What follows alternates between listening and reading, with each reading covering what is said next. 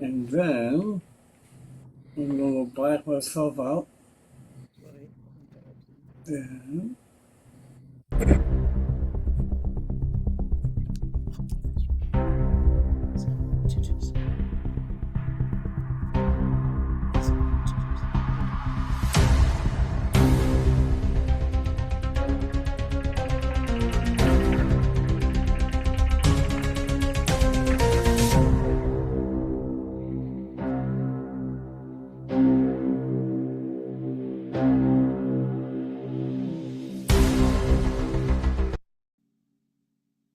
Welcome to Beyond Belief, the art of strange mentalism.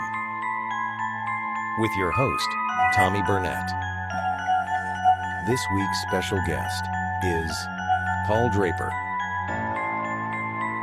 And now your host, Tommy Burnett.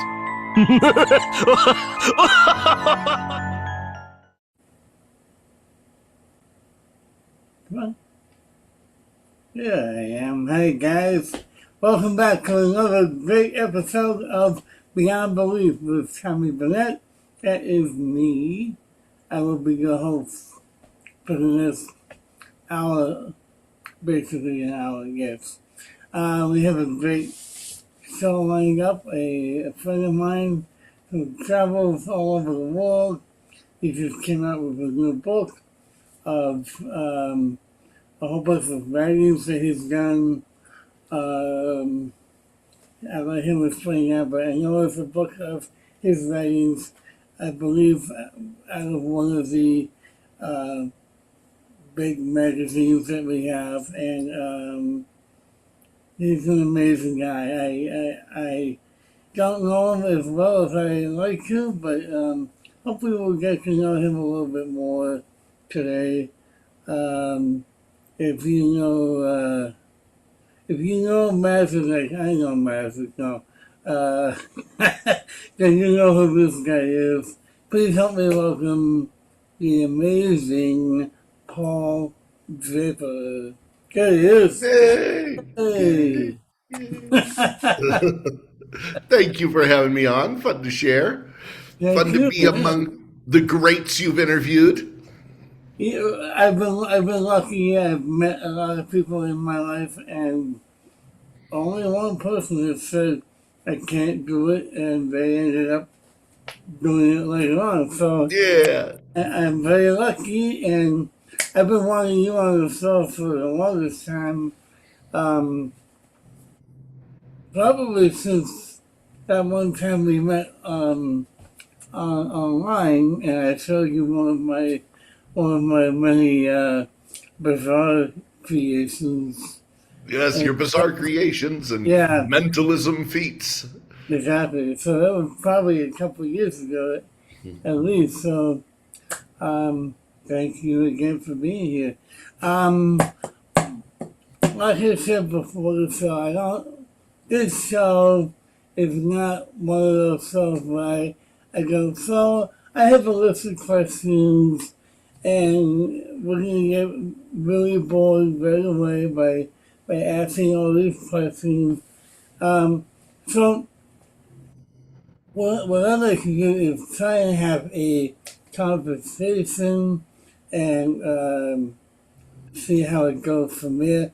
We have people in the audience here who I'm sure will have a question or two, and they're free to raise their hand, and I will ask them what their question is, so then we can go from there. But you recently, it's in its second release now.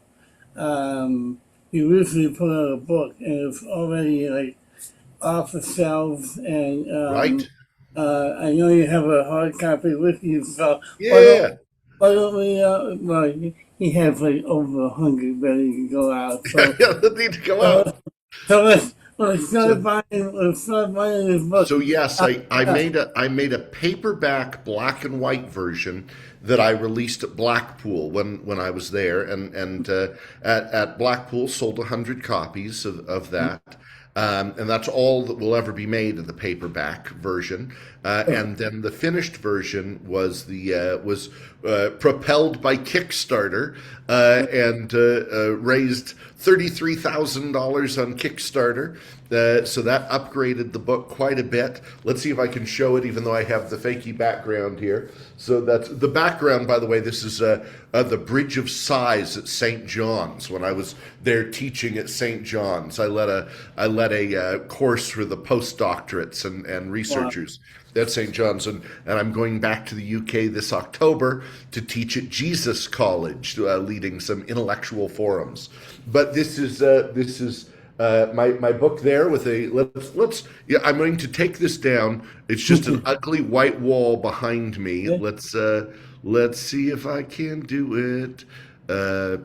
It's better than what I have behind me, so. yeah, you're okay. Video effects and settings, virtual backgrounds, and I'm gonna put it to none. What? Boring room. But there's my book on second thought. Edited by Alan Howard. Have some great quotes on the back from like Lance Burton and Jeff McBride, Tobias Beckwith, Stephen Bergazzi. And what made a big difference was this hardback version is in color. It has a pull-out poster. This was an artist made this in acrylic on board, this beautiful poster based on the David Devant poster, but he put in pictures of people that have been important to me in my life, including pictures of Jeff McBride as a little kid and Max Maven when they were a little kid. I found old photos, and that gold embossed there on cloth there that changes color. You can see it as a ribbon and all this nice stuff. And it took, this is 8 years of writing. Every month I wrote one article. So rather than a single book, that's the box that comes in with all those posters. But instead of one book of just what I was thinking that moment, it's the most important ideas for me each month for 8 years. And so whatever that month was the most important to me, that's what's in here. And there are things like, here I am at the Circle, because a lot of us here in the group today are at the Circle. Those are some books I bought from Laura London down in the library. And I read them and said, here's some updates that I could have on these classic, wonderful books and the importance of buying those, right? And so it's everything from that to the mistakes that I made when performing for Shaq and Charles Barkley and 10 million people watching live. I tell all the mistakes I made that if you ever have the opportunity to be on a big TV show, don't make those mistakes. But perhaps my favorite page is 108, which is A Magician's Force, right? The 1089 Force, which has the secret of magic. And in here I say, when we see a magic show, we all want to know how the magic is done. But do we really? Some think that magic is like a pocket watch. They think it's something mechanical, something you can take apart gear by gear and cog by cog, examining all the pieces to see how each one works. Then you put them back together again and have a perfectly ticking watch. But magic is not like that. Magic is like a flower. Magic is organic. You can pull it apart petal by petal, leaf from stem, tearing it into tiny pieces, but you can never put those pieces back together again and have a perfect living flower again. However, if you learn to take the seeds from that torn flower, plant them gently and cultivate them meticulously, you can use the secrets you've discovered to create a garden filled with magic for others to enjoy. The secret of magic. So, Wow. I'll put back a pretty background again. Yeah. Tommy Burnett, our MMIC, member of the Inner Magic Circle. Yes. So- can you do that right? No, is that right, Andrew? Very good. No, it's not right. It's MC, right? Yeah, he's Sorry, he's guys. dark, like same as us. I'm sorry, guys. You're okay. I'm a nobody. You're elevated today. Yes. Let me fix that. I don't want to get in trouble. No, that's all right. So here, this is the Orleans Casino in Vegas, where I often headline. Here was my set for my off-Broadway show. There, with there's the set that I used from a different angle. I have a show coming up again. I've been doing shows for Disneyland. Here's California Adventure, where I've been doing it, and here, this one right here, the coming up next is the worst day of my life. Right there, there's my father, my mother, my grandfather, my other grandfather, and there's me. I didn't walk for another 2 years after that. You wouldn't think the moil would hurt you that much. So I've been there. so anyway, there's Shakespeare's house. We'll go back. I'll go back to Cambridge. There we are. So anyway, happy to talk about anything or answer any questions other than how's it done, of course, because this is a Right. public Yeah. right forum. And, But and, it's and we, nice. yeah, and we don't talk about that on here anyway. So, um,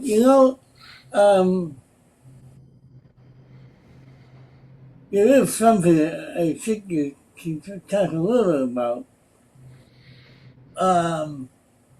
You put a video, I believe it might have been during lockdown, it might have been after lockdown, but you and somebody else put out a video on how to do a Zoom show.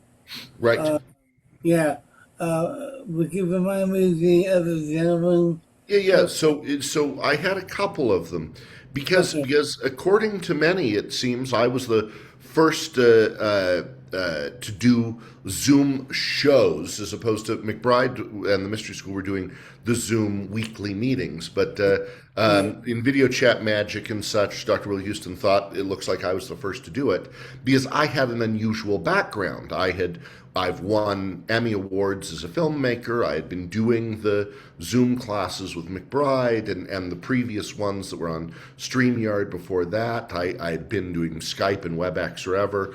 I knew how to build a set. I knew how to do that. And so my first paid Zoom shows I had three of them on March 20th, 2020.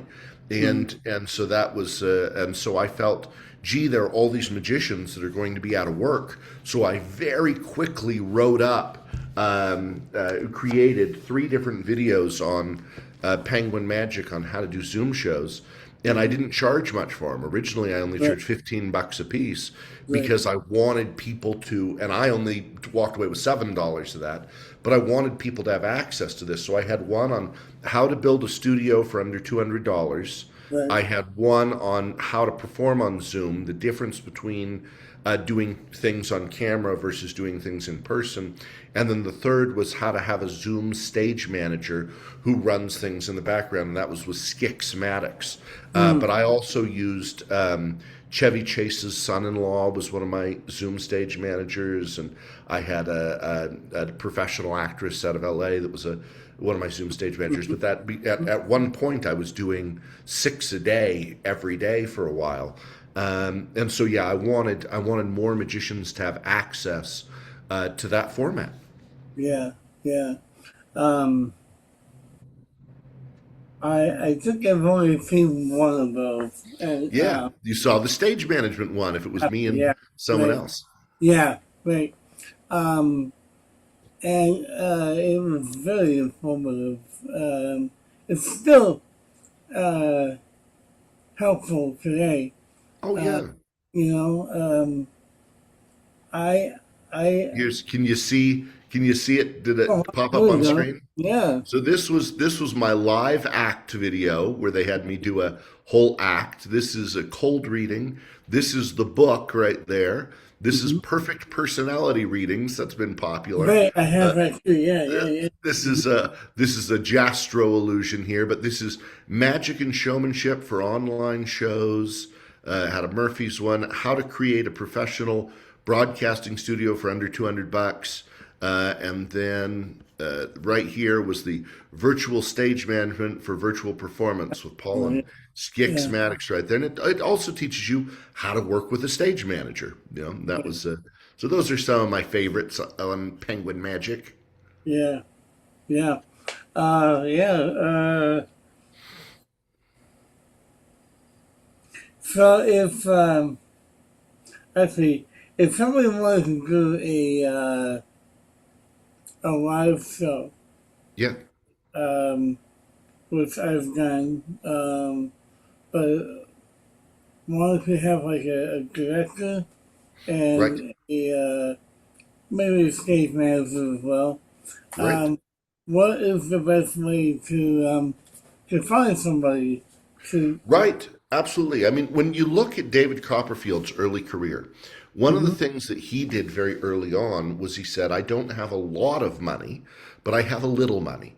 And he went and looked up major directors, lighting designers, choreographers, stage managers on Broadway. And he said, what would it cost to hire you for 1 hour of consulting? And he hired a bunch of these Broadway level people for 1 hour of consulting of what are the questions I should be asking? What are the things I should know? If you were going to do a generic magic show, what would you do?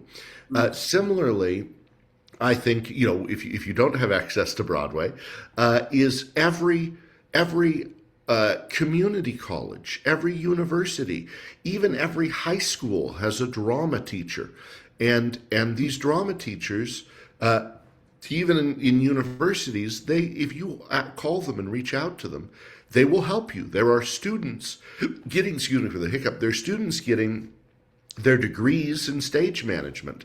There's students getting their degrees in costume design. And these are people that are struggling and don't have a lot of money. Right now, I have voice lessons. Now, having voice lessons over Zoom are not the best ways to have voice lessons, right? We all know that. But here, I'm gonna bring him up real quick. Here's the resume of my vocal coach right now. Did Fun Home, the national tour of Broadway, Spring Awakening. He was the one who found the actor who's famous for doing the "You'll Be Back," right? He did Music Man at the Winter Gardens. He did all these shows on these Broadway theaters, Richard Rogers theaters, where he was the music director, did all these off-Broadway shows, festivals, etc. Micah Young is his name. And for $100, I can have a professional Broadway music director who's directing huge Broadway stars. He'll work with me for $100 an hour over Zoom because he doesn't have to travel anywhere. He doesn't have to clean up his house. He doesn't have to put on shows. So a lot of magicians think it's impossible to get these high-end people to work with you. Tobias Beckwith, who helped direct and manage Jeff McBride's show and my show and Marco Tempest and Scott Hitchcock and others, he now lives in Belize. He'll get on Zoom with you for not a lot of money. We'll watch videos of your performance. All of this. Another one that I love, one of my favorite people to hire for things is here's this guy. I'll bring him up real quick. This is his I just typed in his name quick for the first thing that came up, but let's pop it here. Gabe Abelson, 5-time Emmy-nominated comedy writer whose credits include head monologue writer for The Late Show with David Letterman and staff writer for both The Tonight Show with Jay Leno, The Late Late Show with Craig Kilborn. He's written for 2 sitting presidents, has a BA from Tisch School for the Arts at New York University, and has written for Sam Kinison, Adam Sandler, Jerry Seinfeld, Dave Chappelle. He's written for all these famous people. And you know what? He's a fan of mentalism. He has his own mentalism show. He's performed on cruise ships, and he can be hired out to work on scripting for magicians. I too get hired out to do scripting and staging, and what most magicians hire me for though is business advice and sales and marketing.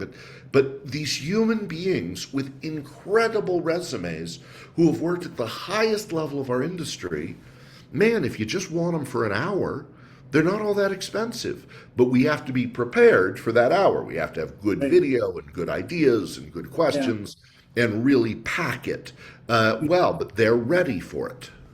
Wow. Good to know. Yeah. Let's check our Zoom. In the audience, we have Chris Hall, Andrew Sherratt, Barbie and Bo, Ian Fenn, Reg Martin, Rabina, Russell Almond. Those are our VIPs. Anybody have a question or a comment for Paul? Come on, somebody, no? Yeah, I know you're thinking. I have Ian's book on radio magic, which is great. Oh yeah. Have you read his book? I have. Then I have to ask a question, don't I? I just I saw your show at Blackpool this year, and what impressed me most, well, there were two things.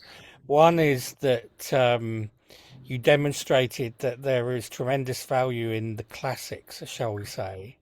Right. And having in some cases, a novel approach to them, but still the value is there. And also the fact that, when I first sort of started to get to know you, you were kind of like Paul Draper, the mind reader. Yeah. And in that show, I discovered actually you're much more than that, and you blend magic with mind reading. Yeah. And I just wondered if you could say a bit more about that and how you arrived at that, because it is quite an unusual, as you know, there's a lot of debate around, well, right, can you do magic if you're a mind reader and vice versa? Well, great. This is a fantastic question, one I really love to answer, actually. In the magic world, we want very much to pigeonhole people into one area or another.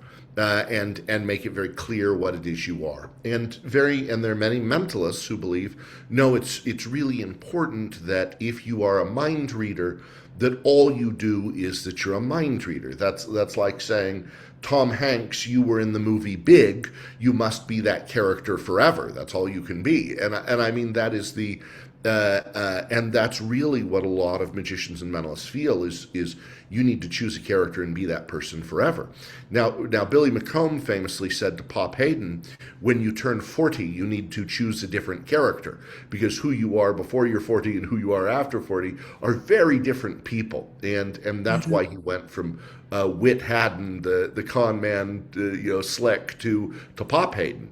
I asked Paul Daniels years ago, I said to him, he was very successful. He was very, understood the media and the populace and making a living at it.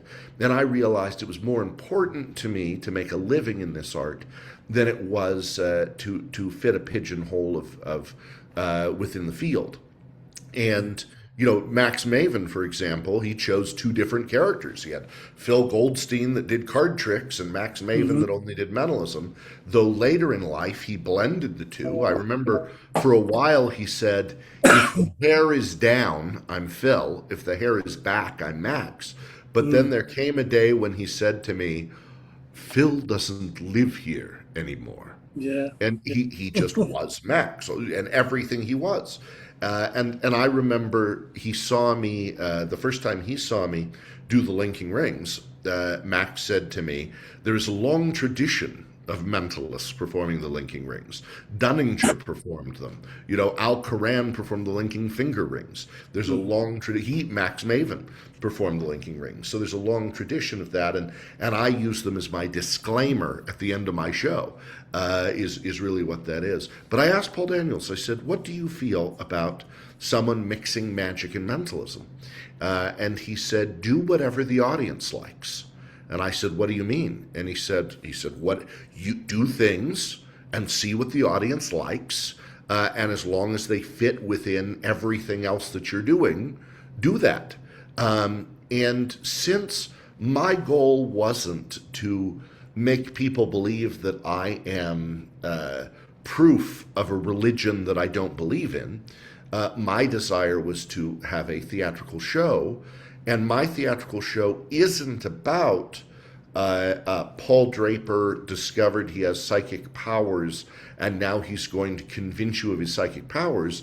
My show is really about Paul Draper, the academic anthropologist who used to be a musical theater actor, is an incredible person with an incredible mind, and he's so fun and he's so entertaining, and he sings and tells jokes and does memory demonstrations and this. So I'm not trying to convince anybody of a religion.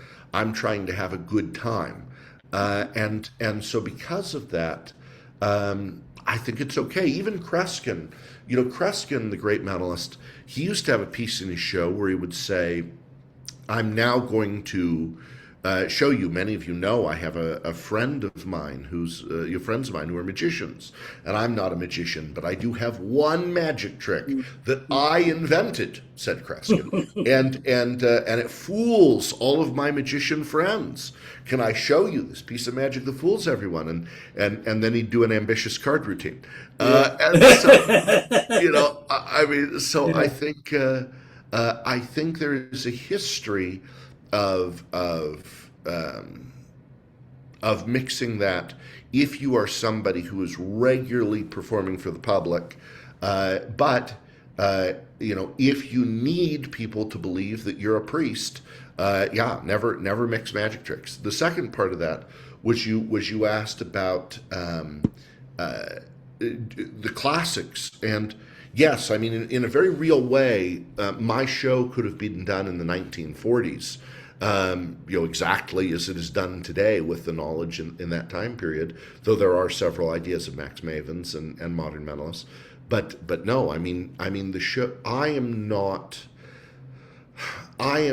somebody who is compelled to do the latest methods to fool magicians. Yeah. I feel that a good emotional line or a good joke or a good song or a good visual something or a good audience engagement. I mean, Lucy Darling's taught us you can do a whole show for huge theaters and only have 3 magic tricks if we're lucky. Yeah.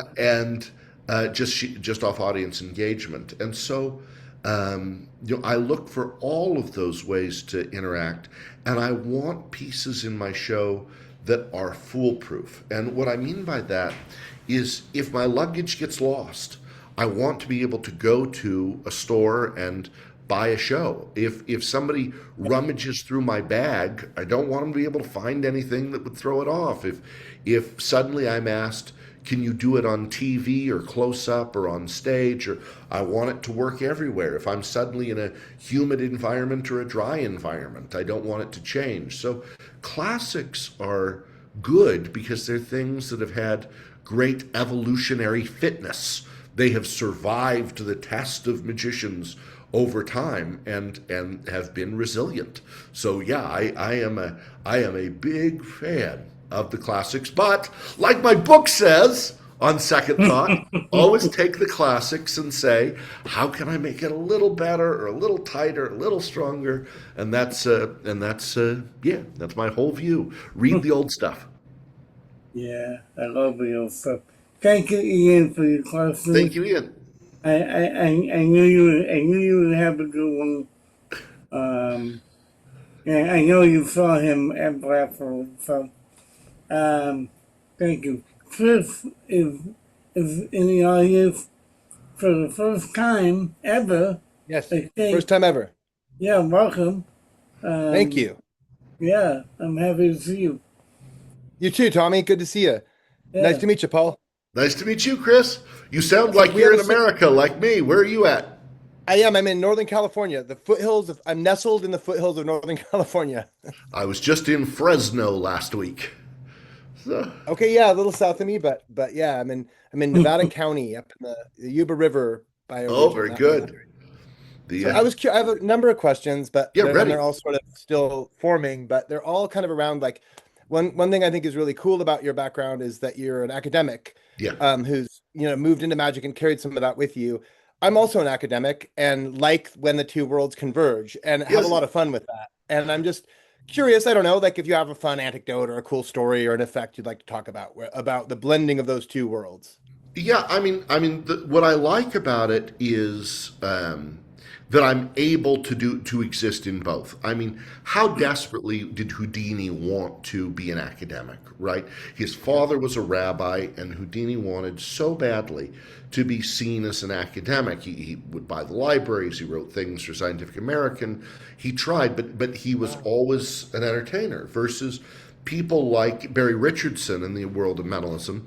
Barry Richardson primarily was an academic business professor at University of Shreveport, and but he would do a little mentalism here and there in his lectures or from the podium until the end of his life when he decided to write up all these things and finally got a little fame in our world of mentalism. But I like to cross the two places and mix them to do a show that's half academic, half show. It started, I was teaching at UNLV.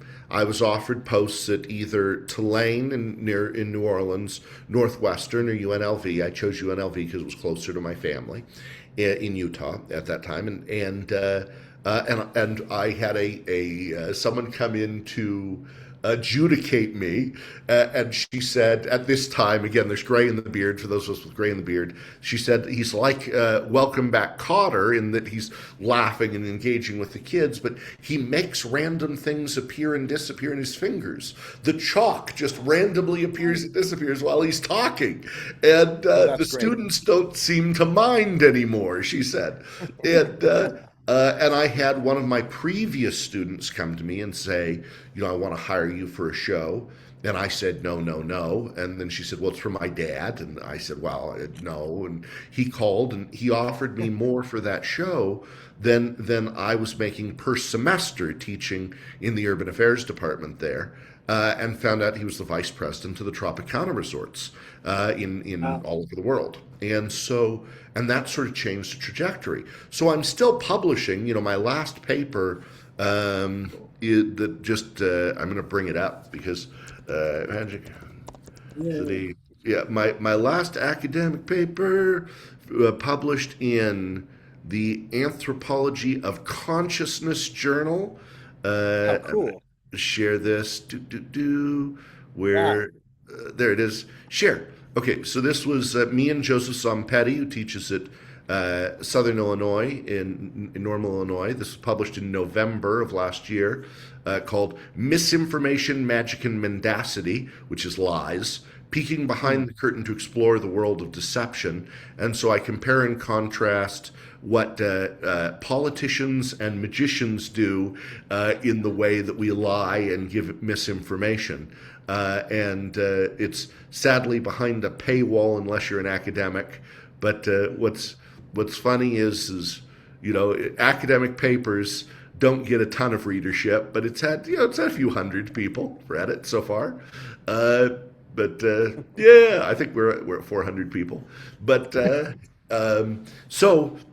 because it's only experts in the field, and I was able to recently be the keynote speaker at the Anthro of Consciousness conference. I just lectured for the what was it called, the Computer Science and Technology Department at the University of Cambridge, and lectured at Queen's College going back to Jesus in October. And so I'm able to mix that in a way that others can't. And there are a few that are successfully doing it. I mean, up in Nottinghamshire, up in Nottingham, where we just lost the major oak this week. The major oak died after 1,200 years. But there's a professor in political science there who's a mentalist and academic, but he's more academic, where I'm more mentalist. I try to mix stories within things, and so I take the spoonful of sugar approach, and if I'm going to teach evolution, and I can add a magic trick with it, sometimes I can get the evangelicals in America to bite, and to listen to me and not attack me, or if and I always preface it with, you don't have to agree with the things that I teach you.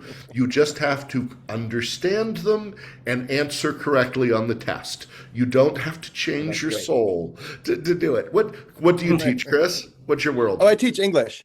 Oh, good. Yeah. And similar approach. I'm increasingly finding ways to blend the world, and the students don't seem to mind anymore. So. That's right. That's right. Are you a Chaucer person or an great American novel, or what's your area? I'm a creative writer primarily. Okay. So I'm lucky enough. I teach at a lowly community college, but it's actually my dream college. It's where I started my journey as in higher education, and I'm getting to teach all the fun creative writing classes, as well as like literature of science fiction. And I use Max Maven's satire to the 42nd power trick for that to kick off Hitchhiker's Guide, stuff like that. And so, but see, that's the good thing. gig. It's a dream job, and I'm finding ways to supplement it with magic, and that's exploding for me too, which is really cool. And that's the thing. If you want to teach students, if your passion is making a real difference in the lives of students, the best place to teach is a community college. I totally agree. Yeah. So, yeah. And that's I have great passion for that. Huge. I think that's wonderful. That's awesome. It's awesome you're still publishing. It inspires me. Sometimes it feels like I'm also a father of young children, so sometimes it does feel like too much to be doing all at once. Like I got 3 gigs next week, and I'm also teaching summer classes and got birthday parties of my own kids. Like seeing someone who's pulling that off on the scale you are in both worlds, still publishing in reputable journals and having quite a career in mentalism and magic. It's really cool. So thanks, Paul. Yeah.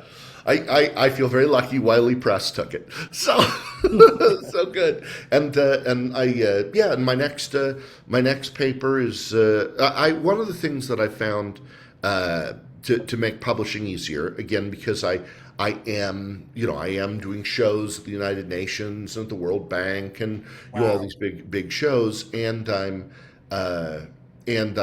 teaching, and I'm teaching at the McBride Magic and Mystery School and other places. But I found a key for me is to find a co-author, and I try and find somebody who's a co-author who is in a totally different field from me, and is good at putting things in style. In the same way, it was very important for me to find an editor for my book, Alan Howard, because I'm not good at matching the style guides. I'm good at big ideas. I'm good at research. I'm good at doing ethnography. I'm good at these things, but I'm good at getting it out quickly. But I always need somebody who will co-author with me. So.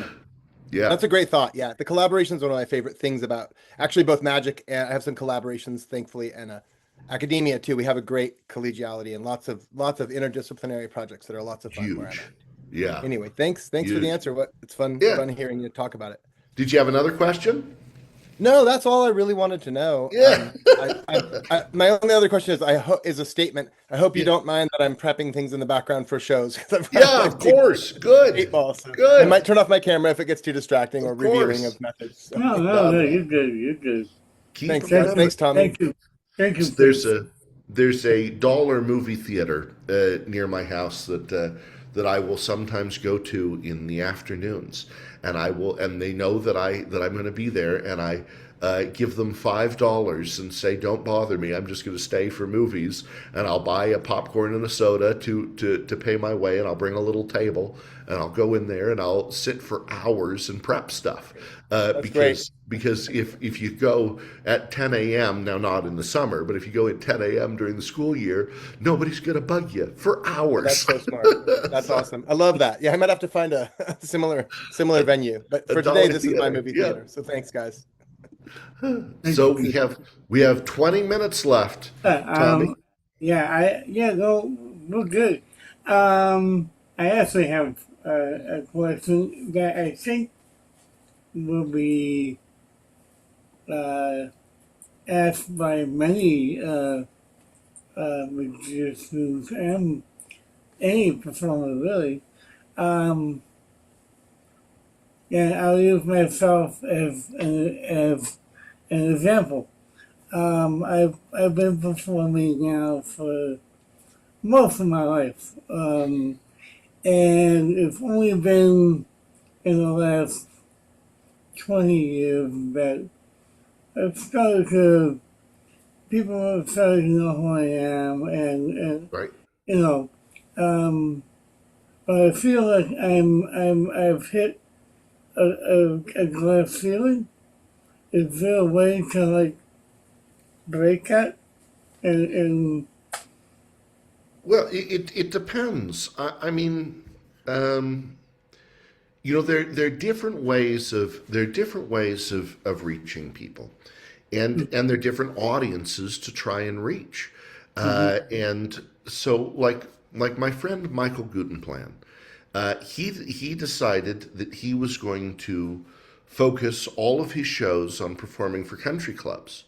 So he stopped caring about the world knowing who he was. He stopped caring about people in academia or people in film or people in TV or any of these people knowing who he was. All he cared about were that the general managers of every country club in the United States knew who he was.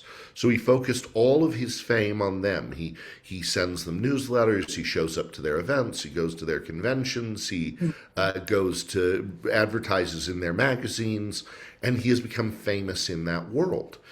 In the same way that there's some magicians who are unknown in the real world, but that are incredibly famous to magicians in our world. Now, Eugene Berger told me at quite a young age, he said, Paul, you must lecture for magic clubs and publish in magazines and put out tricks as your career is growing, because when you're an old man and the world forgets about you, magicians will still take care of you. And that's Jeff McBride's famous line, as he says, many of you have heard him say it, is people would go up to Eugene and say, Jeff McBride says you're his mentor. You don't teach him all that Japanese kabuki stuff, do you? And his answer was, no, I teach him how to get old in this business. And I was very lucky that Max and Eugene have taught me when the time comes how to get old, and the time is coming. The time is coming for us, Tommy. But we or if your desire is to be more famous in a community, again, it's about being seen and doing things and fulfilling people's needs in that community.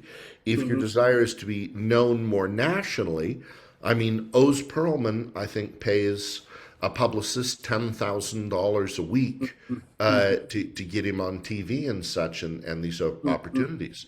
And the question is, well, I don't have $10,000 a week.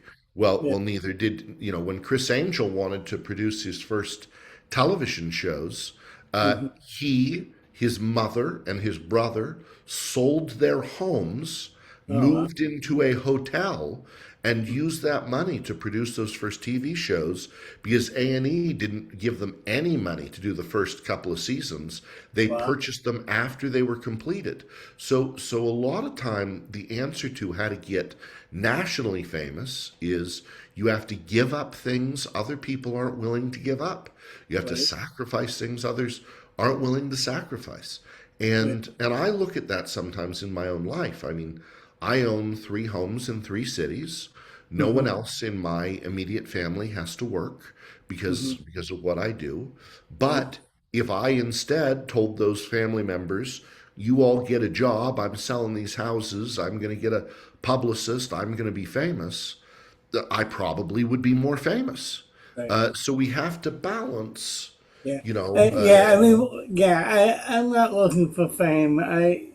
That's like a young man's game. What I'm talking about is I'm sort of at a plateau when it comes to making money. Oh, yeah. What I love to do. And I haven't worked a real job in 30 plus years. So the answer to that, to give a quick answer, there are 2 ways. Either one, you do more shows for people at a lower rate, or you do less shows for people at a higher rate. And this is that story real quick. There's a guy in Utah that I love named Paul Brewer. He does 700 shows a year for $45 to $200 a show. Okay. but he makes a few 100,000 a year because he's doing hundreds and hundreds. So people go to him and say, well, gee, if he's only $200 a show, let's hire him every quarter. Let's hire him every year. Let's hire him for every kid's birthday party because $200 isn't painful to hire somebody. Right. Versus if you want to hire Oz Perlman, he's $50,000 to $100,000 a show. You're not going to hire him a second time. You're going to hire another celebrity, and so it's about fulfilling the needs and showing that you fulfill the needs of people at different rates. I recently did a show for the children of a billionaire. And when I do a show for the children of a billionaire, they flew me to an island. They gave me, a room. My hotel room for the 3 nights I was there, I think, was $2,000 a night for my hotel room. And they paid me an enormous amount because of how they value their children. Versus if I do a show for the children at a Title I school in the U.S., which is children under the poverty line, they only have a budget of 25 cents per child. So a big part of charging more money is not about the value of us, but it's about the value of how the individual values themselves. A Vegas example of this, just to wrap it up, was I remember going into a cruddy hotel in dirty downtown Las Vegas, and it was full of people. This dirty, nasty, smoky hotel in Vegas, full of people. And then I went to the Bellagio, and it was also full of people. The beautiful, stunning, lovely Bellagio, full of people.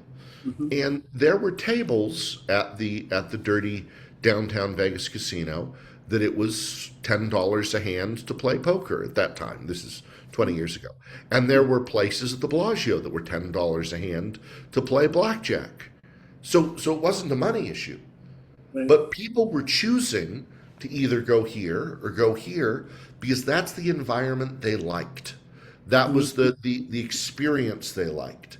And a lot of it is are we providing the experience for the audience that we want? I went to pitch myself for county fairs, and the first time I went and pitched myself for county fairs, it's a story I like to share. I'll try and bring something up here. I showed up at the fair convention in a 3-piece suit. And all the people and I said, look, I'm headlining at the Venetian in Vegas, and I'm doing this and that, and I'd love to come to your county fair. And none of them would hire me. None of them would hire me because I was not who they were looking for. I showed up the next year, and I was in jeans and an untucked shirt and a waistcoat, right, and I a vest, and and suddenly they were interested, and I was able to book shows. I'm the same guy, but because I looked like them. So I'm going to share this with you. So when I pitch, we'll go share here again. So here is a test I sent out of county fairs. So I put this, and I'm in the vest and with the Devant poster. Paul Draper loves fairs and festivals. It's a picture of me not in a suit. Down here, I'm in a cowboy hat. Down here, I'm outside, with the outside. The background is green, right? Before he performed on TV and around the world, Paul Draper was a Utah cattle ranch kid. Showing animals in 4-H and county fairs still feel like home. So the key is being the guy your audience is looking for, rather than, for me at least, rather than just saying, this is what I have, and standing in the street saying, who will buy? I instead go look for clients, and I say, what do they need? And I create a show for them. And that's been the best way for me to break ceilings, is to specialize in customization. Wow. Okay. That's a great answer. Thank you. Yeah. Yeah. Guys, we have 10 minutes to 10 go. minutes. 10 minutos. Any more questions? So Anybody? Murphy's Magic only has 67 more copies of this book. I'm going to be at the Society of American Magicians National Convention in Appleton, Wisconsin, the childhood home of Houdini, Appleton, Wisconsin. I know you had Dorothy Dietrich on last week, and Yep. I'll have 40 copies with me at the Society of American Magicians National Convention. So books are starting to wrap up. Only if I sell, like I said, I have I think 130 left, and unless those sell like in the next 60 days, I probably won't do a second printing for years. So yeah, Ian, you got your hand up? Yeah, I've got another question, if I yeah, may, which is there's a lot of columns in that book, yeah. and I was wondering which one are you most proud of? You know that they're very different things, and I have to go back to them. But one of the ones that though it is not, it's not on its own deep in content. It is, if people think about it. I had one in here that was all about the top lessons I've learned from my mentors. Here we go. The best advice is what I called it. Let's see if I can get there. The best advice.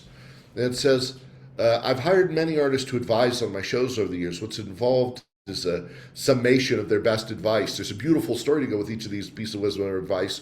Maybe sometime I'll share them all with you. Sorry that it's disappearing there, but it says Jeff McBride. His focus was there's a better method to do that trick. And so for every trick in my show, what is that? Eugene Berger would say there's a better way to say that. Joni Spina, who was David Copperfield's choreographer, said there's better music to put to that. Robert Fitch, there's better movement to communicate that. Gabe Abelson, there's a funnier way to say that. Davy Marlon Jones, there's a better way to structure that. Sean Critchfield, there's a better way to emote that. Arthur Lazalde, reveal more of your authenticity through vulnerability.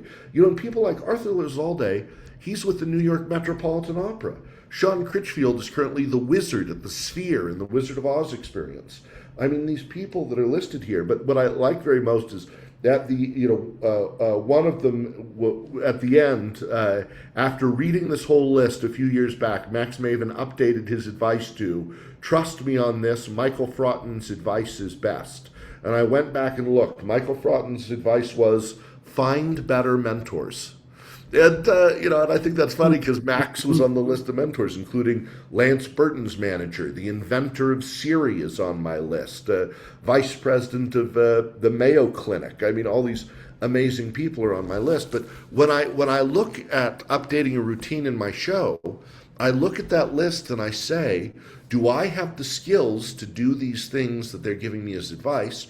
Or do I need to find people to help me? But every piece of this advice is something I need to think about when putting a new piece into the show. And so I think that piece could be a very useful tool to people, but I fear people will skim it and go, ha ha ha. Like one person, one of the reviewers in Genie magazine said, Paul's advice is difficult to follow unless you have the ability to hire Jeff McBride to be on standby in case the show goes poorly. Because I tell a story of a time I hired the lead marionette artist from Team America World Police, Jeff McBride, and a couple other artists to be on standby for an event. Just in case it went poorly, I would have them come and help me. And it was a lot of money to hire these incredible people to be on standby. But similarly, I was opening for Jeff Foxworthy, the comedian up in Alaska, and the Bel Air Country Club hired me to come down and perform. And I said, "Oh my gosh, I can't do it. I'm opening for this big act. I have a big show in Alaska. It would be 5 hours to fly to you, 5 hours to fly back." And they said, "We'll pay you whatever you want," which was crazy money. And they paid it. And I showed up, and I was in my suit, and my set was ready, and everything was great. And there are all these celebrities here at the Bel Air Country Club, and sports stars, and people I've seen, leads of major motion pictures. And the event ended. They had a comedian. Then the MC got up and said, "Okay, everybody, get in your golf carts. We'll see you at 7 a.m. tomorrow." And I hadn't done my show. And I walked up to the booker and I said, "They never asked me to do my show." And he said, "Oh, no. You were just here if they hated the comedian." Oh, what? Wow. If they hated the comedian, we were going to put you on. "Oh, you're still paying me, right?" "Oh, yeah." So I got the pay, and I went back to the airport and flew back to Alaska, Wow. where I had paid someone to fill in for me as the opening act. And he was like, "Thanks, hope your show went well." Great, and so yeah, at that level, you sometimes hire incredible people just in case. So the advice in here is real. It's from real life. It's real experience of a professional mentalist and magician, pursuing their career, and you get to come along with me. And I don't know if that's for everybody, but I hope people like it. So it's sold about 700 copies so far. Wow. Nice. Yeah. Yeah, they caught mine at Blackpool. Yay! That's wonderful. That makes me so happy. Thank you. And Ian's got his hardcover in the box. Mine was a paperback. Yeah, well, the paperback has all the good information. It's the same info. If somebody wanted to get it signed, how would they go about that? They either have to get it from me at pauldraper.com, or they can get it from who else? The only other person that has signed copies, Don's. Let me pull up his site here. So you get Paul at pauldraper.com. You can email it to me, and I will send one out to you, and I can sign it and pack it up myself. The other person that has signed copies is Dawn's magicnbooks.com. Yeah, my book is up there too, yeah. And Dawn's his book is on there too. Yeah. I think he has 16 copies left that are signed. He's been buying them like 50 at a time. I've been amazed. Yeah. Yeah, cool. Well, I'm getting mine from you. Yeah. Just sent one off to New Zealand today. Yeah. The last thing I have to ask your audience, because they're a bunch of we're a bunch of nerds, and nerds are brilliant people. Is one of the things that I struggle with, that drives me crazy, is you are not allowed to edit your own Wikipedia page. So strangers all over the world have built a Wikipedia page for me that I did not write.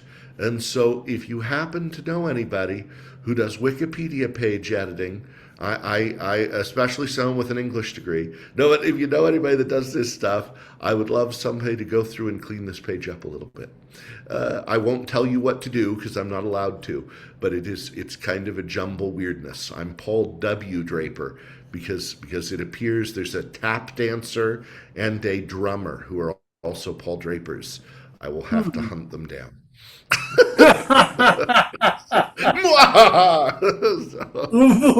Yeah. Thank you so much, Paul. Thanks, Paul. Yes, Andrew. I was saying thank you. It was extremely enlightening. Thank you, and I'll see everybody on the road, either at the SAM convention or in England in October. Or Yeah. I have a good friend of mine just took a post at the University of Edinburgh, so I'm trying to get up there again to Scotland and just travel around the world. That's the greatest joy. Yeah, the guy at Nottingham, it wouldn't be Todd Lambert, would it? Yeah, Todd. Yeah, Todd Lambert. Yeah, I know Yeah. Todd Lambert. We Yeah. know Todd. We know Todd. Yeah. Yeah.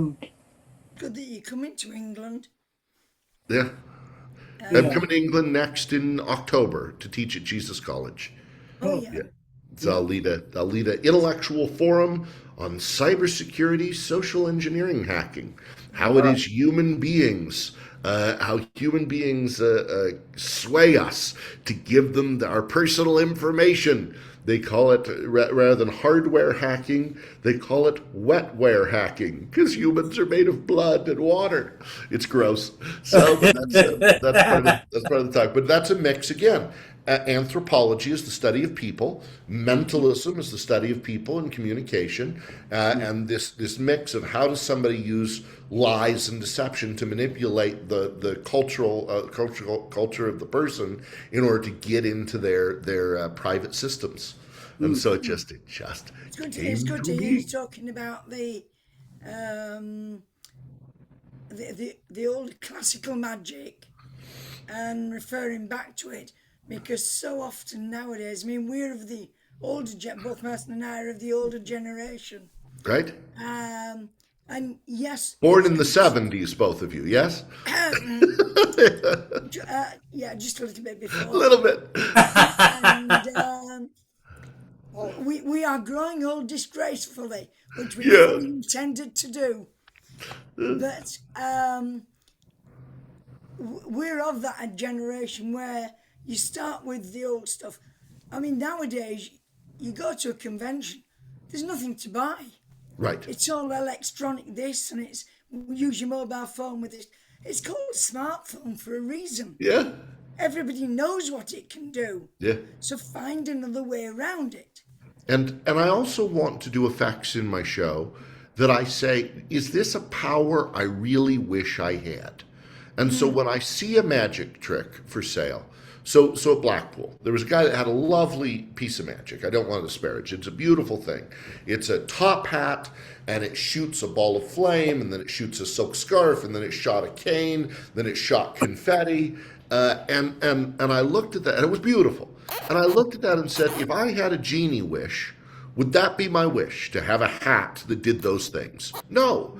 If I had a genie wish, would my wish be that I could have, and again, not to disparage the trick, would my wish be that I could have somebody throw darts at a board of the world, of the United States, and wherever those darts landed, inside a treasure chest, I have a box with 4 quarters with the states from where those... No, that's not my wish.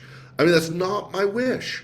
And so I look at pieces of magic and mentalism, and I say, if I had a wish to do something, what would it be? And I try to choose things based on that, not based on how neat it is. You know, go to those classics. Go to things that have worked for generations. Yeah. Well, I've got one distinct advantage over a lot of fellas. Yeah. I'm a woman. Yes. I've got to change all the magic which is written for fellas. That's right. And I've actually, one lovely man, gone now, God bless him, saw me doing one of his tricks and admired it. And I thought he was winding me up because he didn't recognise his own trick. That's right. That's right. That's right. That really got me. Look, the only book I ever returned to a magic store was one, and I'm not going to say the name here, but was one that he said, and now you put it in your left trouser pocket. You are wearing trousers, aren't you? And if you're a woman, you should find a different profession entirely. And that's the only magic book I ever returned to a magic store. I've actually still got among my stuff a press cutting, and it would be from the 70s. Yeah. And it was a local press cutting, I hadn't been doing magic very long at all. And the press cutting actually says your reporter was not the only person very surprised to find that the magician was in fact a woman. Yeah, wonderful. And they say, so according to some research out there, about 8% of professional magicians are women. And that number is rising now because of the democratization of magic, that women don't have to go to a magic store in person and be belittled and bullied. They don't have to go to a magic club and be belittled and bullied, and it's making a greater number of young magicians, including things like the Mystify Magic Convention, which is coming up again in Las Vegas, and other women in magic and other opportunities. And so I look forward to a day where that continues to grow. So I'm glad you're a magician. Merson's just starting to teach his 8-year-old great-granddaughter. Oh, 8's the age. I mean, 8 is 8-year-old, 7-year-old usually for girls and 8 for boys. That's the age, according to Piaget, that we suddenly, our brains say, wait a minute, I can know things other people don't know. Because before that, we think, well, everybody knows how it works. No, but at 8, we realize I can learn a joke that other people don't know the punchline to.